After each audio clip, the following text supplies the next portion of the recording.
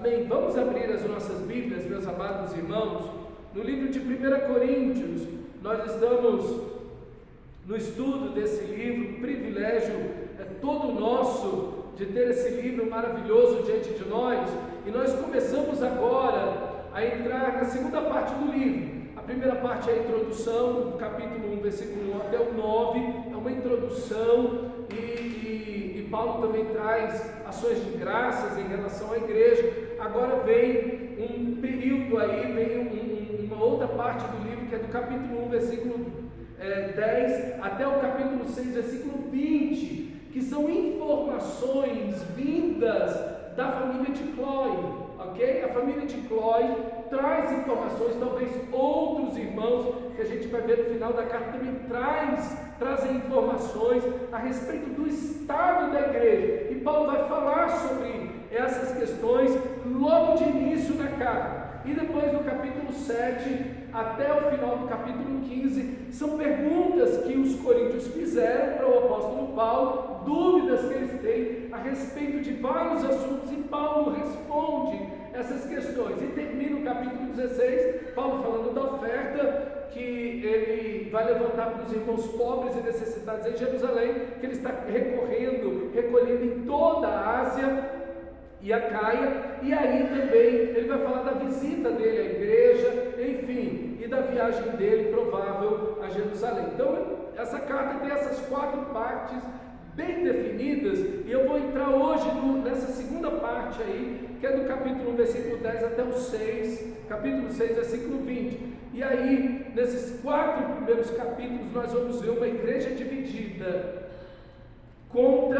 internamente e contra Paulo. Então, o que nós encontramos aqui é uma igreja que está quebrada, ela está dividida internamente, mas ela também está dividida em relação ao apóstolo Paulo. Então, vamos lá para o nosso texto, capítulo 1, versículo 10, diz assim: irmãos, em nome do nosso Senhor Jesus Cristo, suplico a todos vocês que concordem uns com os outros no que falam, para que não haja divisões entre vocês, antes que todos estejam unidos num só pensamento e num só parecer. Meus irmãos, fui informado por alguns da casa de Cloé de que há divisões entre vocês. Com isso quero dizer que alguns de vocês afirma: eu sou de Paulo, ou eu sou de Apolo, ou eu sou de Pedro, ou ainda eu sou de Cristo. Acaso está Cristo dividido? Foi Paulo crucificado a favor de vocês? Foram vocês batizados em nome de Paulo? Dou graças a Deus por não ter batizado nenhum de vocês, exceto Crispo e Gaio, de modo que ninguém pode dizer que foi batizado em meu nome. Batizei também os da casa de Estéfanas. Além desses, não me lembro se batizei alguém mais, pois Cristo não me enviou para batizar, mas para pregar o Evangelho, não porém com palavras de sabedoria humana, para que a cruz de Cristo não seja esvaziada. A pergunta que você precisa fazer é porque esse é o primeiro tema que o apóstolo Paulo vai tratar na carta. Em grego, funciona assim: tudo que vem primeiro é mais importante, ok? Em grego, quando você escreve, quando você lê um texto do Novo Testamento escrito em grego, tudo que vem primeiro, numa lista, tudo que vem primeiro, um tema, tudo que vem primeiro é mais importante, ok? Então, Paulo vai tratar desse problema em primeira mão. Mas quais são os problemas que o apóstolo Paulo enfrenta na carta? O apóstolo Paulo está enfrentando na carta um homem que está tomando a mulher do seu pai e tendo relação sexual com ela. Paulo está tendo irmãos dentro da igreja que estão tendo relação sexual com prostitutas. Paulo está tendo irmãos que estão levando outros irmãos na justiça, na frente de juízes, porque não conseguem resolver problemas internos. Paulo tem problema com o culto. Paulo tem problema com o casamento. da igreja. Paulo tem gente ficando bêbado na Santa Ceia. Aí você fala, meu Deus, com tantos problemas gravíssimos, que é que Paulo está iniciando e achando que esse é o tema mais importante? E de fato, quando você olha todos esses outros temas que nós temos na carta, eles estão permeados pela ideia das divisões. Todos eles estão permeados pela ideia de um individualismo. Se alguém leva um irmão na justiça, ele está pensando nele mesmo. Se alguém faz uso dos dons espirituais de forma errada, está pensando em si mesmo. Se alguém está ferindo a consciência dos irmãos, seja com práticas imorais, ou seja, comendo carnes sacrificadas a ídolos, ou participando de cultos de ídolos, ok? Da idolatria, tudo isso tem um foco na questão de um individualismo. A minha fé importa. O que importa, minha filha? Eu não estou preocupado com mais ninguém. Eu não estou preocupado se eu vou escandalizar alguém. Eu não estou preocupado se nós somos corpo de Cristo ou não. A minha preocupação não é essa. A minha preocupação é a minha fé. Nós vivemos um tempo muito parecido com esse. Nós vivemos um tempo onde as pessoas estão preocupadas com o individualismo da fé. E o que nós temos, de fato, é uma fragmentação da igreja. Nós temos muitas denominações e igrejas nascendo assim, com os nomes mais estranhos, vindos de toda espécie de divisões. Então, irmãos, veja que o tema para Paulo é muito importante. E de fato, irmãos, vários problemas que a igreja possui porque os seus membros não estão dispostos a abrir mão de si mesmo, da sua vontade, do brilho do seu nome, da sua personalidade, e então dividem a igreja em partidos, em grupos. A própria cultura da grega, né, e aqui de Corinto, ela está muito fomentada e bem definida por esses partidos filosóficos, ok? Eles tinham os seus partidos que eles acreditavam da filosofia, então eles trouxeram isso para dentro da igreja. Então, meus irmãos, o que nós temos aqui com o problema das divisões, eu concordo plenamente com Gordon Fee, que morreu esse ano. O Gordon Fee, um expositor extraordinário, né, das Escrituras Sagradas. Ele diz, e de fato é isso, que as divisões e todos os problemas que você vai ver nessa carta, é uma febre. A febre é um sintoma. A criança está com febre. A febre não é doença. A febre é um sintoma da doença. A doença é uma garganta inflamada, uma virose. Então, o que nós temos aqui é que todos os problemas, as divisões e todos os problemas que eu citei, são sintomas de um único problema central. Eles têm uma visão completamente errada de quem é Jesus. Esse é o problema de toda a igreja.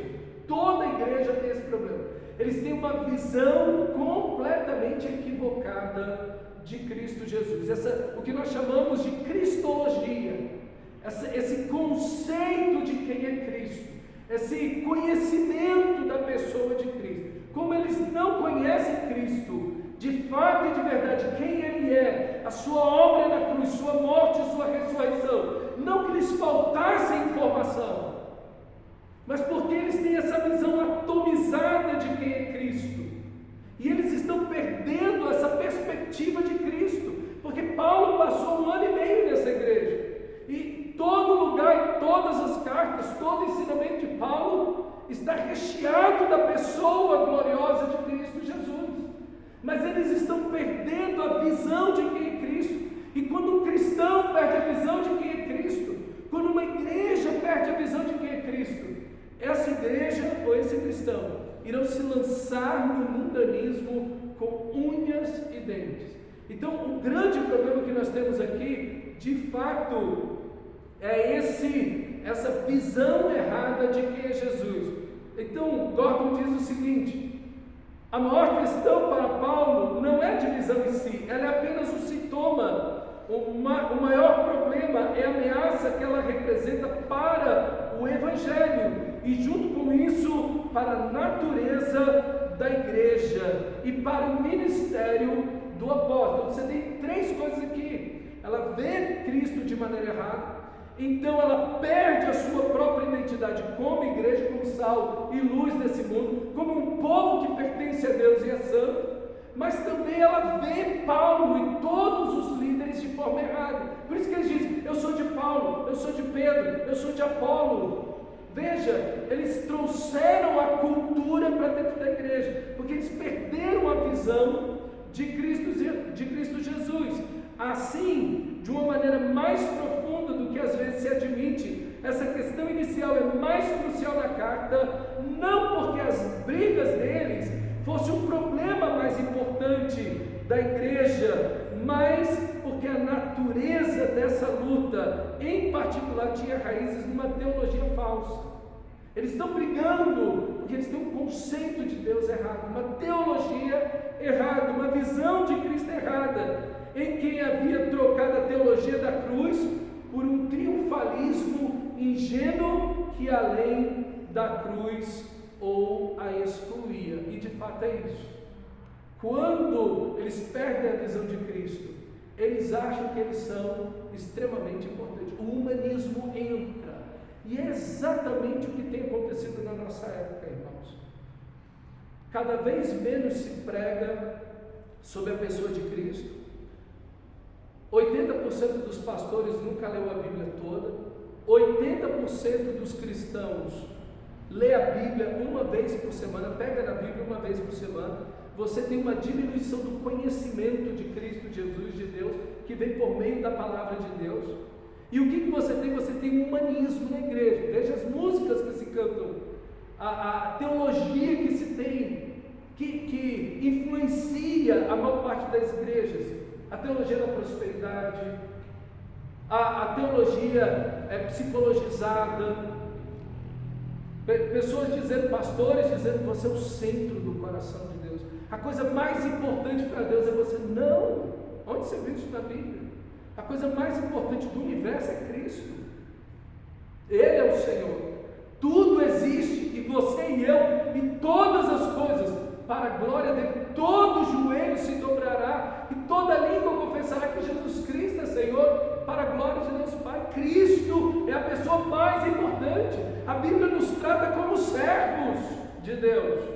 Somos filhos, sim, mas somos filhos que estão servindo ao seu Pai Celestial. Então existe um equívoco aqui, e exatamente o que nós temos, e por isso que nós estamos tendo os mesmos problemas que os coríntios. Nós temos uma igreja que se fragmenta, nós temos imoralidade invadindo as igrejas, nós temos a falta de um bom testemunho, uma igreja antimissional, uma igreja que dá um testemunho horrível dentro de casa, no trabalho, na rua, para a comunidade. Por quê? Porque você tem uma visão errada de Cristo. Você exalta a pessoa, o ser humano se torna o centro de tudo. E aí, meu irmão, não tem pecado, não tem condenação, não tem confissão de pecados, Deus aceita tudo, não existe santidade. Enfim, é a mesma situação, guardadas as proporções do que os coríntios estão vivendo. Então Paulo vai agora resolver esse problema. E como é que Paulo vai resolver esse problema? Ele define o problema na carta, ele vai definir o problema para a gente e vai resolver o problema. Então, a compreensão totalmente equivocada ou a confusão deles quanto à pessoa de Cristo e a natureza do Evangelho é a primeira coisa que Paulo vai resolver, do capítulo 10, versículo 10 até o 2:5, ele vai resolver essa questão da figura, da pessoa de Cristo. Depois, a concepção equivocada deles quanto à natureza da igreja e dos seus mestres, dos pastores da igreja. E aí ele vai fazer isso do capítulo 2:6 até o 3:23. Por isso que às vezes você vê Paulo mudando o termo. Ele está falando de divisão, de repente ele está falando dele. De repente ele está falando do que ele fez, dos sacrifícios que ele está fazendo pelo Evangelho. Aí você fala, mas não estou entendendo, dessa carta? É que ele está colocando os pingos nos is para essa igreja. E por último, ele vai falar sobre a necessidade de resolver essas duas questões enquanto reafirma a sua própria autoridade, porque esta é uma igreja que está contra o seu pastor, essa igreja está contra o apóstolo Paulo. A relação entre igreja e pastor aqui está quebrada, existe visivelmente aqui uma resistência profunda a tudo que Paulo diz, a tudo que Paulo é e a tudo que Paulo faz. Essa igreja está trincada em relação, e essa questão vai piorar depois dessa carta, que nós vamos chegar ver a visita depois que Paulo vai fazer, depois dessa carta. Paulo faz uma visita inesperada, ele é insultado na igreja, na frente de todo mundo, ele escreve a carta dolorosa, e depois ele escreve a segunda carta de Coríntios que nós temos na mão, que é a segunda de Coríntios, que na realidade, a segunda de Coríntios seria a quarta carta de Paulo, ok? A quarta correspondência de Paulo. Então a situação, ela não melhora, ela se agrava daqui para frente com relação a esta igreja, e Paulo vai resolver isso com amor.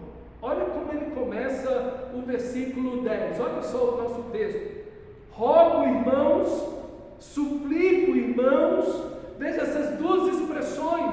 Essa carta de 1 Coríntios é onde mais aparece o nome, essa ideia de irmãos. Veja, Paulo, ele está tratando essa igreja como irmãos. Veja, ele não se ensenhoreia da igreja. Ele não diz, olha, eu sou o super apóstolo. Não, ele trata esses irmãos como de fato eles são irmãos em Cristo. E ele está aqui suplicando, 21 vezes aparece a palavra irmão, irmãos, irmãs. Então veja, há um carinho para com esta igreja, há um relacionamento de amor de Paulo para com esta igreja. E ele então suplica, dizendo para essa igreja: eu suplico a vocês, eu estou rogando, solicitando intensamente a vocês, porque a unidade, irmãos, é um mandamento, mas é algo que tem que nascer no coração. Unidade não é algo imposto que você tem que amar seu irmão. Sim, de fato é um mandamento. Deus nos manda amar uns aos outros, mas a unidade, irmãos, ela precisa partir do nosso coração. Ela não pode partir simplesmente do mandamento em si, mas ela precisa partir do amor que nós temos pela igreja, do amor que nós temos por Cristo, dessas raízes, como nós estamos vendo em Efésios, que nós temos esse grande eterno amor de Deus, onde nós lançamos as raízes da nossa alma e alicerçamos a nossa vida. E aí Paulo então vai falar da unidade no capítulo 4, ele fala desse amor do qual nós estamos enraizados, e ele inicia o capítulo 4 falando da unidade. Isso é, essa unidade, ela é expressão, ela é o resultado desse beber do amor de Deus. Então Paulo começa a resolver aqui toda essa situação da divisão, expressando esse amor a essa igreja. E então a cristologia: rogo pelo nosso Senhor Jesus Cristo. Ele dá o título inteiro. Jesus é o Senhor, Ele é o Deus, Ele é o Todo-Poderoso, Ele é o Criador do universo, Ele é o Criador de toda a vida, Ele é Jesus encarnado, o Deus que se fez carne, o Emanuel, que veio morrer na cruz, e Ele é o Cristo, Ele é o Messias, Ele é o que venceu a morte, Ele ressuscitou. O título é completo: o nosso Senhor Jesus Cristo. Veja, ele está introduzindo aqui a ideia correta de quem é Jesus, porque eles vivem num ambiente, numa cultura extremamente idólatra, Eles adoram o panteão grego e eles adoram o panteão romano, que se misturou aí, algumas diferenças e tudo, mas existem muitos deuses dentro dessa cultura, e Jesus pode se tornar apenas mais um. E Paulo vai dizer nessa carta: nós sabemos que não existe nenhum outro Deus. Eles não estão sacrificando a deuses, só existe um. O que eles estão sacrificando é a demônios. Então só existe um Senhor, só existe um Deus. Então ele vai quebrar esses conceitos aqui na cabeça dessas pessoas, desses irmãos em Cristo. E aqui tem algo importante para mim e para você, irmão. Jesus não pode ser menos para você do que o Senhor, Jesus Cristo. Ele tem que ser o Senhor da sua vida. Ele não é só o seu Salvador. Ele te salvou naquela cruz. Ele te libertou dos seus pecados. Ele te livrou do inferno para ser Senhor da sua vida, para reinar sobre você. Por isso que o reino de Deus não é geográfico. O reino de Deus não é um pedaço de chão, de terra, não é um continente ou um país, uma cidade. Não, o reino de Deus é o reinado de Deus na minha e na sua vida. O reino de Deus está dentro de vós, é Cristo reinando na sua vida. Por isso que, em um certo aspecto, não é correto dizer que o Brasil é do Senhor Jesus. Dele é todo o universo, mas o reino dele não está no Brasil, nos 8.511.965 km². Não está, porque se o reino de Deus estivesse nesse país, não tinha corrupção, não tinha imoralidade, não tinha violência, não tinha nada disso. O reino de Deus não é geográfico. E Jesus expressa isso muito bem. Aquela mulher samaritana, Senhor, é aqui em Jerusalém que vamos adorar? Não, nem aqui nem lá. O Pai procura adoradores que o adorem em espírito e em verdade. Quer dizer, Jesus tira a ideia de um reino geográfico, aqui ou em Jerusalém, e coloca o reinado em espírito e em verdade. Cristo reina soberano na vida de todo aquele que o obedece. Então, ele vai aqui trazer essa cristologia profunda. O ponto focal de Paulo sempre é o Evangelho, e o Evangelho é Cristo. Cristo é o Evangelho. Cristo não traz boas novas, ele é as boas novas. Nem olhos viram, nem ouvidos ouviram, nem jamais penetrou na mente de um homem o que Deus tem reservado para nós. Lê o versículo seguinte: mas Deus nos revelou no Espírito, é Cristo Jesus. O que olho nem ouviu, o que ouvido nem ouviu, nem jamais passou na mente do ser humano, não é aquilo que vai ser o futuro, mas é Cristo. Cristo é aquilo que nem o olho viu, nem o ouvido ouviu, e jamais passou na mente de ninguém, que o próprio Filho de Deus desceria do trono da glória, o Rei do Universo, e se faria carne e habitaria entre nós, cheio de graça e de verdade. Paulo vai usar esse argumento na carta, ok? E aí, então, meus irmãos, nós temos agora, rogando aqui, essa situação de um só pensamento, uma maneira só de pensar, e aqui a igreja é feita, existe uma diferença entre uniformidade e unidade. O que é uniformidade?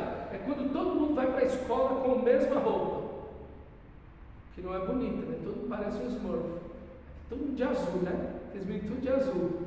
Então, assim, aquilo é uniformidade. Por isso que daí vem o uniforme, é a farda, todo mundo está fardado, ok? Isso é uniformidade. A Bíblia não nos chama uniformidade, a Bíblia nos chama unidade. O que é unidade? É a grande imagem que Paulo vai trazer aqui nesse livro, o corpo, quando ele vai falar dos dons espirituais. Um corpo tem muitos membros, diversos membros, com funções diferentes, mas todos estão unidos no só propósito. Deus não quer uniformidade, Ele quer unidade. Deus quer que sejamos todos nós diferentes, mas pensando e tendo como ponto focal e central Cristo. Eu posso pensar diferente de você, você pode pensar diferente de mim, mas nós concordamos em uma coisa: Cristo é o nosso alvo, a nossa meta, e se temos pensamentos divergentes, vamos para Cristo para resolvê-lo. Assim deve ser uma família cristã, assim deve ser um relacionamento cristão, assim deve ser na igreja. Não deve prevalecer a minha palavra ou a minha vontade, nem a sua, mas a palavra de Cristo. Aqui isso é unidade. E aí nós temos aqui uma irmã chamada Chloe, que significa verde, é um nome feminino, né? Chloe. Algumas pessoas da família de Chloe, diz o nosso texto, chegaram para Paulo e disseram: Paulo, está um barraco naquele lugar. Olha, a igreja está virada de perna para cima. E começa a citar os problemas da igreja, como eu já citei aqui, ok? Agora tem uma aplicação importante aqui para mim e para você. A primeira coisa é que, quando nós vemos um problema na igreja, nós devemos orar por isso, nós devemos comunicar isso. Aqui no caso, eles comunicam a Paulo, que é o pastor desta igreja, é o pai dessa igreja. Ele não é um pastor local, ele não está lá como pastor local, ele está em Éfeso, nesse momento que está escrevendo essa carta, mas ele é o pai espiritual de todos eles. Existe um pastor local naquela igreja, provavelmente a Estéfanas, que foi o primeiro a ser convertido naquela cidade, e Paulo vai falar isso no final do livro, mas eles comunicam para a pessoa certa. Veja, a primeira coisa aqui que nós precisamos entender: quando nós vemos um problema na igreja, como um irmão, uma situação de pecado, enfim, nós temos a obrigação em Cristo de falar isso para o nosso pastor. Pastor, eu vi um irmão em Cristo, da igreja, fulano de tal, cometendo tal situação, ou em tal situação. Fui preocupado com o irmão, orei por ele, mas estou comunicando com você sobre isso. Isso não é fofoca. Outra coisa importante é você dizer: pastor, confirmo o que eu disse diante do meu irmão. O que Jesus diz? Quando o irmão é pego em falha, o que você faz? Vai tu e ele só. Às vezes é algo grave, tem que ser uma ação pastoral. Então você vem falar comigo, vamos nós dois lá. Está vendo que a carta dá o nome de Clói e da família de Clói? Isso retira a fofoca. Fofoca é quando você vê alguém, você viu? Eu não acredito. O irmão fulano das quantas, naquela situação, você não. Eu vi. Você viu? Vi. E vocês vão ficar aí de paparico, as duas, os dois, falando mal do irmão e não tem resolução nenhuma. Porque vocês não veem a pessoa certa, que é o pastor. E junto com o pastor vão até esse irmão, em amor, ajudar esse irmão a sair disso. Está vendo a diferença entre fofoca e resolver um problema? Ah, pastor, estou contando isso, mas eu nem quero que você fale do meu nome. Por que não? Você não ama esse irmão? Você não quer o bem desse irmão? Por que você não vai ajudar esse irmão a sair dessa situação? Se você viu essa pessoa, a gente tem que, irmãos, entender que isso é unidade. Aquele irmão lá na frente vai olhar para você, até porque a gente deve resolver as coisas como Paulo está fazendo aqui, em amor. Irmãos, suplico. Então a gente faz isso em amor e faz para ajudar a pessoa. Então essa questão de falar para outros, não falar, ou falar para outros, ou falar para o pastor e dizer: eu não quero que o meu nome. Aí o pastor vai dizer: olha, eu ouvi de um passarinho verde. Já deu o nome de Clói, né, verde? Eu ouvi de um passarinho verde, não dá nem para dizer passarinho verde, né? Porque já dá o nome da Clói. Não ouvi de um passarinho que me contou que tu estava fazendo tal coisa. Não pode, não. Então, você tem a responsabilidade em amor de ir ajudar esse irmão, junto com o seu pastor. Junto com o seu pastor. Então, deixa eu te dizer uma coisa. Pare com essa ideia mundana, e essa é uma ideia mundana, do politicamente correto, de eu não quero me envolver. Nós somos uma família. Nós somos uma família. E nós estamos aqui, como Paulo vai dizer nessa carta, a autoridade que Deus me deu tem um propósito: a edificação, não a destruição. Ninguém vai para o irmão destruir a vida do irmão. Que irmão, o irmão aqui te viu lá no adultério, lá na miséria, no boteco em tal lugar, está expulso, miséria. Tu vai para longe. Não, a gente está aqui para te ajudar, irmão. A gente está aqui para confrontar o seu pecado em amor, mas para confrontar o seu pecado e dizer: irmão, você não pode fazer isso. Por que você está fazendo isso? Podemos te ajudar como? Como vamos sair dessa situação? Nós três estamos aqui para sair dessa situação, para você poder avançar na sua vida, porque Deus não quer isso para você. Essa é a atitude, irmão. Essa é a atitude. Então, essa ideia do politicamente correto, que eu não quero me meter, eu não quero me envolver, está errado. Está errado. Ok? E as pessoas que geralmente dizem eu não quero me envolver, elas conseguem envolver outras pessoas falando dessa situação para um monte de gente. Mas não vem falar para a pessoa certa e não vem, se envolve da maneira errada. Não, eu não quero me envolver, mas eu já contei para fulano, para ciclano, para beltrano. Todo mundo da igreja sabe, porque eu fui lá e falei para um, que contou para o outro, que contou para o outro. Isso é resolver o problema. Isso é amor em Cristo. Entende? Como a gente deve resolver um problema interno, como a gente deve resolver um irmão que cai em pecado. O que Jesus diz? Se o teu irmão pecar, o que você faz? Vai tu e ele só. Se ele atender, você deu o seu irmão. Se ele não atender, você chama outro e vai até ele. Se não, se chama ele para a liderança da igreja. Se ele não aceitar, a gente chama a igreja inteira e confronta ele na frente da igreja. Se ele não aceitar, aí sim, ele é um publicano, um pecador. Está vendo? Existe um processo. E esse processo salva a vida dessa pessoa, irmão. Salva vidas, e esse é o propósito de toda a disciplina, é a salvação da vida de pessoas. Então faça como a família de Chloe, procure as pessoas corretas e não tenha receio de dizer, fomos nós que vimos isso e queremos ajudar você, queremos ajudar vocês nessa situação, não podemos aceitar uma situação dessa, isso não é certo, e no lugar de ficar falando para outras pessoas, não, eu estou falando, pastor, aí você vem de espiritual, não, pastor, eu estou falando para vocês orarem. Eu pedi para o irmão orar. Eu contei o que eu vi não, olha, irmão, ora. Quem ora o quê? Fica só falando uns dos outros e não ora coisa nenhuma. Não ora coisa nenhuma. Pastor, e se vier falar para mim? Primeira coisa que você tem que perguntar: você já falou isso com o pastor? Você já ouviu isso de alguém? Ou foi você que viu? Não, você já falou com o pastor? É a pessoa certa para você falar. Ele vai resolver esse problema junto com você. No lugar de você ficar falando para os outros, quem vai resolver você ficar trincando a vida dos outros para outras pessoas? Vai falar com a pessoa certa. Então a atitude da família de Chloe, certíssima.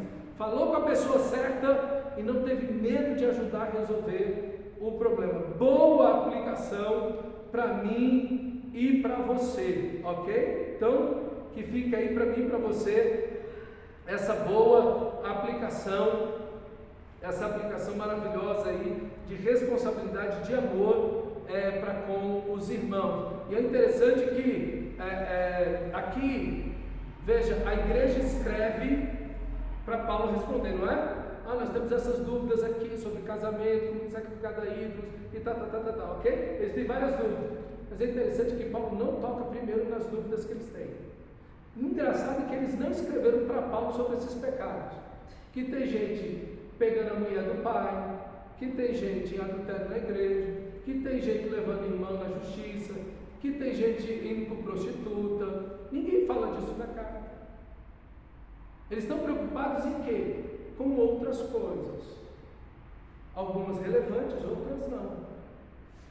E Paulo não vai tratar primeiro do que eles querem, Paulo vai tratar primeiro do que a casa de Chloe trouxe para ele, dos problemas que são verdadeiramente e em primeiro lugar mais pertinentes do que o que eles escreveram. Veja que eles têm uma espiritualidade bem invertida. Aquilo que eles acham que é importante tem sua importância, mas não é tão importante quanto aquilo que os outros de fora conseguem ver que é mais importante. Paulo não vai tratar primeiro do que eles questionam, Paulo vai tratar primeiro daquilo que é mais importante.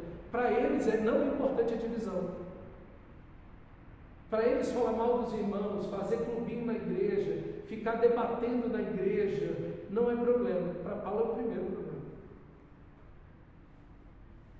Para Paulo é mais importante isso do que alguém tendo relação sexual com a esposa do pai, porque ele trata disso primeiro.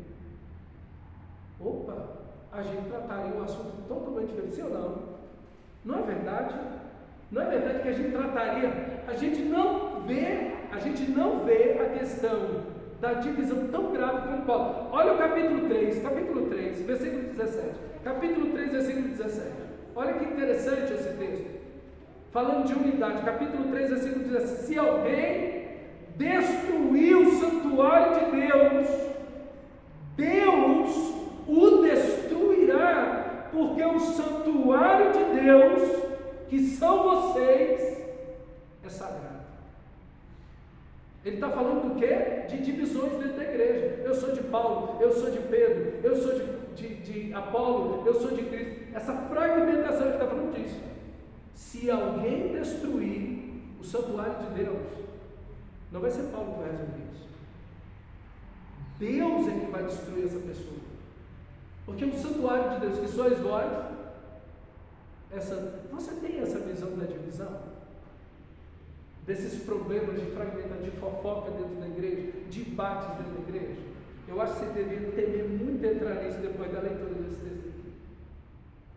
Porque, irmão, se tem alguém que quer destruir a unidade da igreja, é o diabo. A unidade, diz Paulo em Efésios, é do Espírito, é o Espírito de Deus que promove essa unidade. Cristo derramou o seu sangue para ter uma família. Essa família que vai durar eternamente, para sempre. E o diabo quer destruir isso. E o pecado quer destruir isso. Numa reunião de liderança, um pastor, um presbítero, ele foi muito rude com o pastor. Ofendeu o pastor, falou mal com o pastor, foi para casa, dificuldade para dormir e tal, não sei o que, de noite, lá, sonhou que o pastor tinha morrido. E aí, ele acordou de manhã, entristecido, a esposa dele, meu bem, o que foi? Você está entristecido? Ele falou, não, ontem na reunião, eu não falei bem com o pastor, eu fui grosseiro com ele e tudo, eu preciso ir lá pedir perdão, mas eu sonhei essa madrugada que ele morreu. Mas eu vou lá conversar com ele, vai ser a primeira coisa do meu dia. Quando ele chega lá, bate na porta, o pastor tinha morrido. Ele tinha morrido. E aí, ele ficou muito enlutado diante daquilo. Falou, poxa, o último contato que eu tive com o pastor foi esse. E aí ele ficou muito triste. Aí, tempos depois, ele faleceu. Mas antes de falecer, ele sonhou que ele tinha morrido e que tinha ido para a glória. E quem o recebeu foi o pastor. E disse, vê, John, aqui nós não temos conflitos. Na glória não teremos conflitos. Por que vamos viver esses conflitos aqui? Porque vamos destruir a igreja, a obra de Deus, por causa de opinião, de achismos. Gente, eu já ouvi coisas como pastor durante esses 30 anos de ministério. Eu já ouvi pessoas falando que vão sair da igreja, não apenas daqui, de outros lugares, de outras experiências de outros pastores, pelas coisas mais ridículas. Você fala, meu Deus, não faz sentido isso. Eu vou sair da igreja porque tiraram a placa da língua e está aqui. Cara, por favor, não foi feita a minha vontade, então sai. Não quero, não concordo que façam 3 andares aqui. Para mim faz só um barraco aqui e a gente entra dentro. Não, mas Deus está direcionando a gente fazer uma fundação. Não, eu saio da igreja. E hoje o trem está em pé. Para a glória de Deus. Você diz, para quê? A gente está dividindo a igreja por nada. Só que quem faz isso, quem destrói a igreja, é Deus que o destruirá. Gente, tem alguma coisa mais séria que isso? Aquele cara que estava tendo relação sexual com a mulher do seu pai, ele foi entregue a Satanás, ele foi expulso da igreja. Paulo manda expulsar ele da igreja para que a alma dele seja salva. Esse ainda tem salvação. O mais grave é isso aqui, é que quando você se volta contra a igreja, Saulo, por que me persegues? Quando você se volta contra a igreja, contra os irmãos, né? Contra o seu irmão que você está indo, Não é contra o seu pastor que você está indo. É contra Deus que você está indo. E não é só contra a figura do pastor. É contra a figura de qualquer irmão verdadeiro em Cristo. Se você se volta contra qualquer irmão em Cristo, é contra Deus que você está indo. Essa ideia de não toqueis o ungido do Senhor, no Novo Testamento ela está para além disso. É que não toque nenhum dos meus filhos, porque você está mexendo comigo. Então, irmãos, aqui fica um alerta tão importante para mim e para você. Esse Deus maravilhoso, essas duas imagens aqui sobre unidade ficam extremamente emblemáticas nesse livro. O do santuário, que nós somos pedras, estamos sendo edificados no santuário de Deus, e o corpo, que aí Paulo vai usar mais na frente, que é o caso dos dons espirituais, ok? Então, essas divisões estão acontecendo porque eles estão trazendo uma cultura para dentro da igreja. Qual é a cultura? Para você ter uma ideia, para fazer uma ilustração aqui, os coríntios, os atenienses, né? Todo pensamento filosófico grego e romano, principalmente grego, vinha de Atenas, a cidade vizinha de Corinto. Então Corinto era extremamente influenciada por Atenas. Eles gostavam de filosofia igual o brasileiro gosta de futebol, ok? Então aí é o mesmo ponto. Assim como nós temos vários times de futebol, e nós temos o campeonato brasileiro, lá eles tinham a mesma coisa, só que o treino parava. Eles tinham vários partidos, ok? Ideias filosóficas, correntes filosóficas e filósofos dos quais eles anuíam aquilo, e brigavam mesmo, de se xingar, de se bater, o trem pegava fogo. E aí era na rua, enfim, na ágora, em qualquer lugar, eles tinham essas discussões. A igreja trouxe tudo isso para dentro não, eu sou de Paulo, eu sou de Pedro, eu sou de Apolo. Então eles dividiram a igreja em torno disso. Então tinha um grupo de filósofos, né, que eram chamados de sofistas. Eles eram homens itinerantes. Eles só ensinavam por muito dinheiro, e eles não acreditavam, manipulavam as pessoas assim. Eles eram peritos na oratória, a maneira deles falarem, como eles falavam, as entonações, enfim, toda essa argumentação deles era tão poderosa que eles faziam o público deles chorar em 1 minuto, e no minuto seguinte sorrirem, gargalharem ao extremo. Tamanho o poder de manipulação que esses homens tinham. Então eles eram homens extremamente manipuladores, e eles eram relativistas. Isso é, eles não acreditavam numa verdade. Eles não acreditavam que existia uma verdade. Cada um tem a sua verdade. Já ouviu falar disso alguma vez? Não é a nossa cultura pura? Você vê que é um negócio tão antigo, isso aqui, 5 séculos antes de Jesus, já existia. Os sofistas já estavam lá. Sócrates, Platão e Aristóteles lutaram contra esses caras, porque eles achavam que isso era terrível, a maneira como os sofistas, esses filósofos, agiam. Nem os filósofos concordavam com eles, com esse grupo chamado sofistas.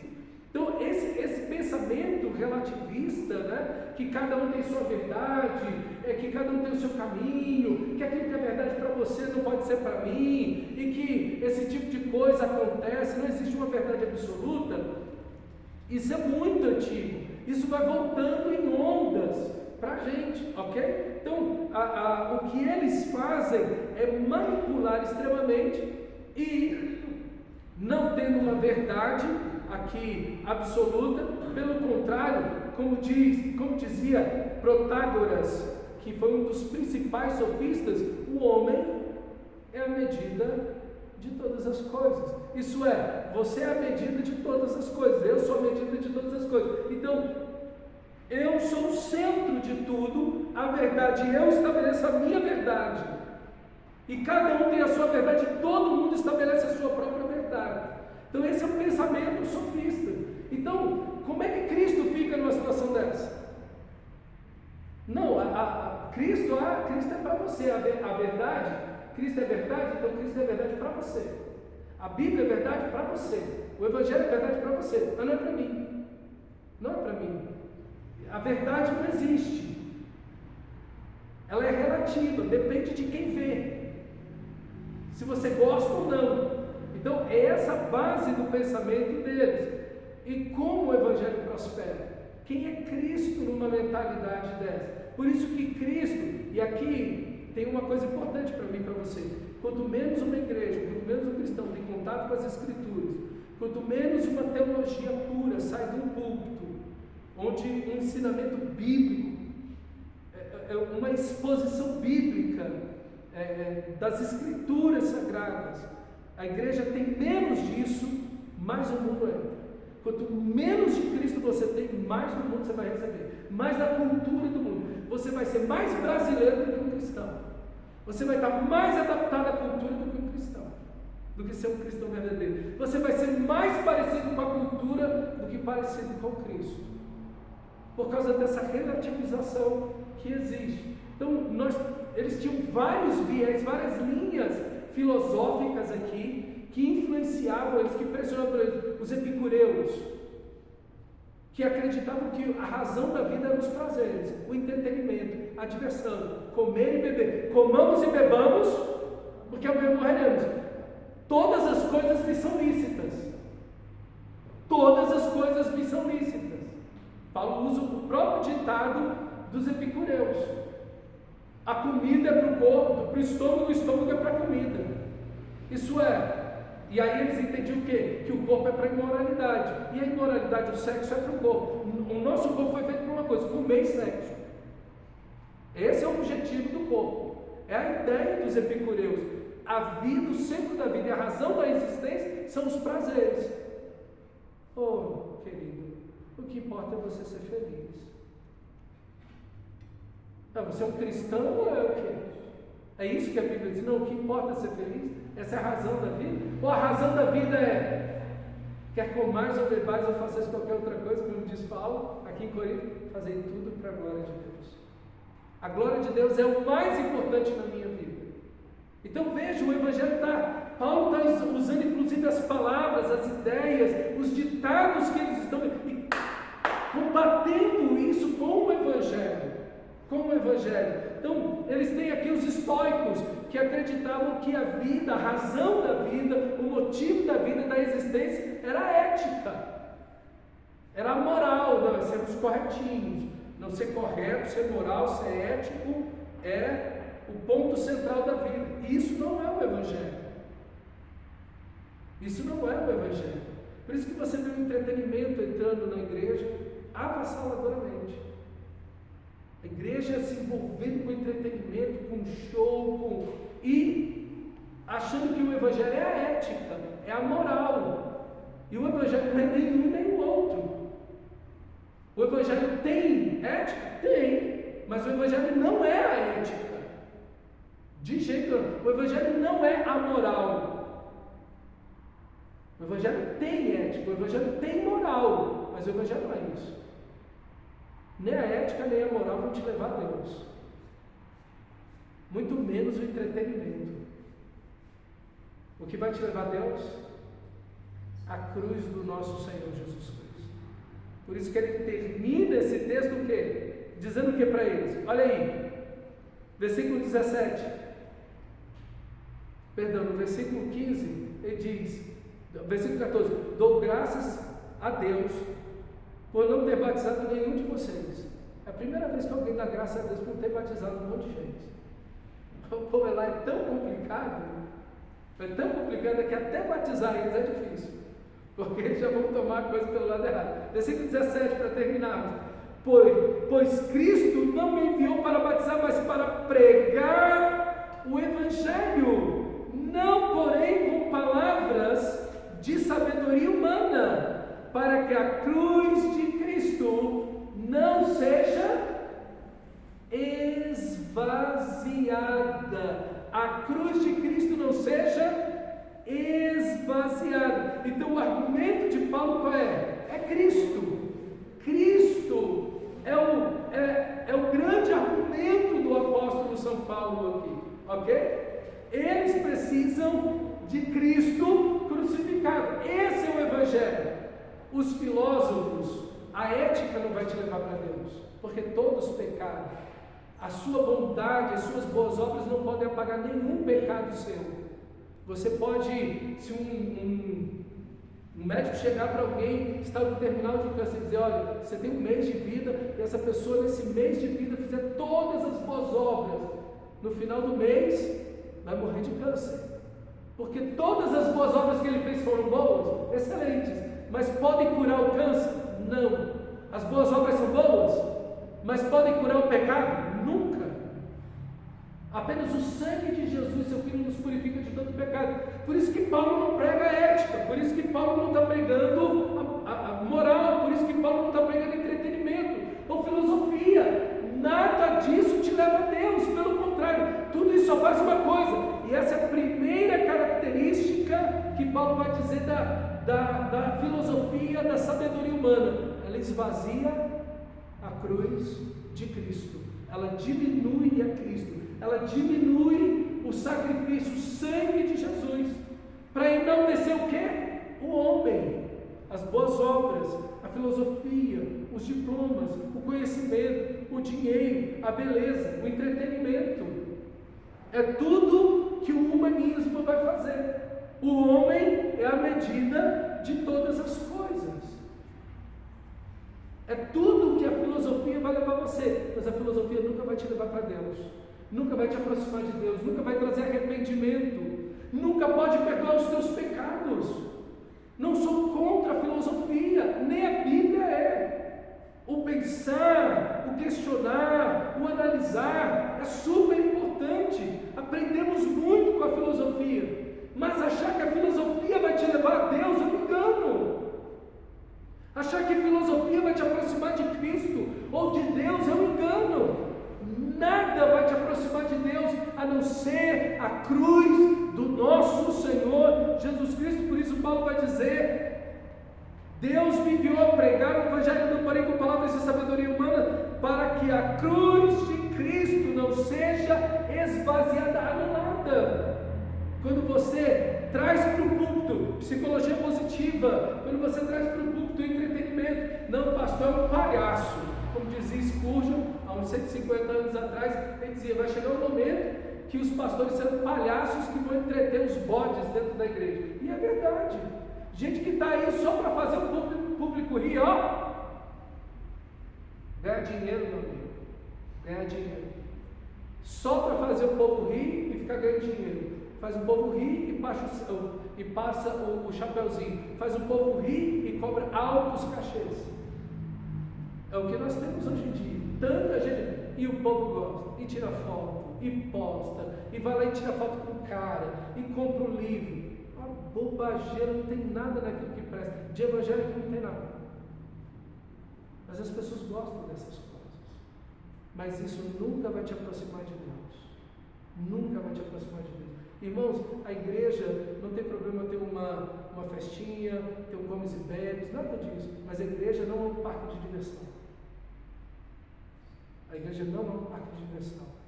A igreja é a família de Deus, onde estamos juntos em comunhão, sorrimos, choramos juntos, comemos juntos, nos alegramos juntos, estudamos a Bíblia juntos, adoramos a Deus juntos, nos divertimos juntos. A diversão não é o ponto central da igreja. O entretenimento não é um ponto central da igreja. Igrejas que estão trabalhando apenas com entretenimento para criança, para adolescente, jovem, para casais, tudo é entretenimento o tempo inteiro, evento o tempo inteiro. Meus irmãos, tem alguma coisa que está errada aqui. Pessoas que estão indo para o púlpito apenas para falar de filosofia,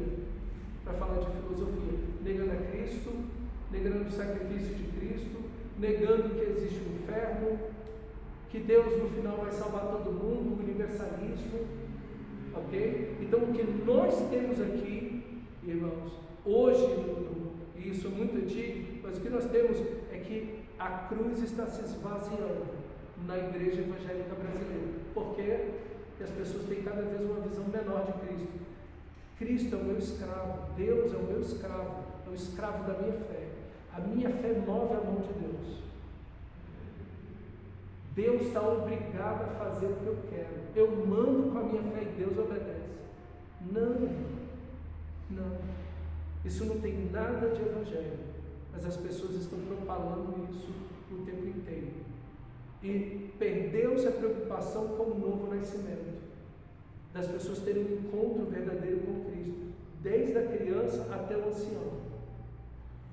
As pessoas estão com receio de dizer que aquele que crê e for batizado será salvo, aquele que não crê já está condenado. Igreja que está com medo de dizer, falar do inferno, falar do céu, da eternidade na perdição, da eternidade na salvação. Não, a gente não fala de pecado aqui, a gente não toca nesse assunto na igreja, porque nós não queremos ofender ninguém. Nós queremos aqui todo mundo está salvo, todo mundo vai para o céu. E não funciona assim, irmão. Morre alguém. Às vezes a pessoa é uma peste em vida. Imediatamente bota um asa na pessoa e diz, fulano de tal está na glória, está me esperando lá no céu, está olhando por mim lá no céu. Viveu uma vida de pecado, de trevas, de arrependimento, longe de Deus. Não mais. Nada disso, irmão. Não é isso. Se isso é verdade, você esvaziou a cruz de Cristo. Para que Cristo morreu na cruz? Se você pode se salvar, para que Cristo morreu na cruz? Se todo mundo no final vai ser salvo, por que Cristo morreu na cruz? Você esvaziou a cruz de Cristo. Você anulou o sacrifício de Jesus. Cristo na cruz mostra os meus pecados. Cristo na cruz mostra a impossibilidade da minha salvação. Cristo na cruz mostra que eu caminho para o inferno sem Deus. Cristo na cruz revela o meu único Salvador. Cristo na cruz mostra o grande amor que Deus tem por mim e por você, que dá o seu único filho naquela cruz. Cristo na cruz. Eu prego Cristo crucificado, eu prego a cruz de Cristo, para que ela não seja esvaziada. Não anule a cruz de Cristo, não anule, não esvazie a cruz de Cristo, irmão. Não esvazie a cruz de Cristo. Nós precisamos de fato pregar o Evangelho, Cristo Jesus, de fato e verdade. Amém? Vamos fechar os nossos olhos e orar ao Senhor.